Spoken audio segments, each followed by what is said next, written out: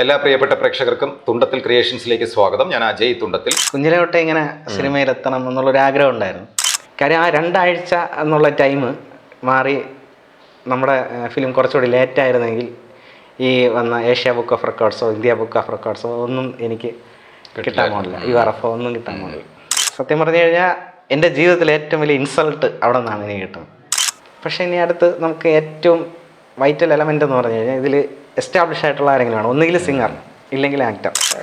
നേരത്തെ അറിയില്ലായിരുന്നല്ലോ, screen image അല്ലാതെ personally അറിയില്ല.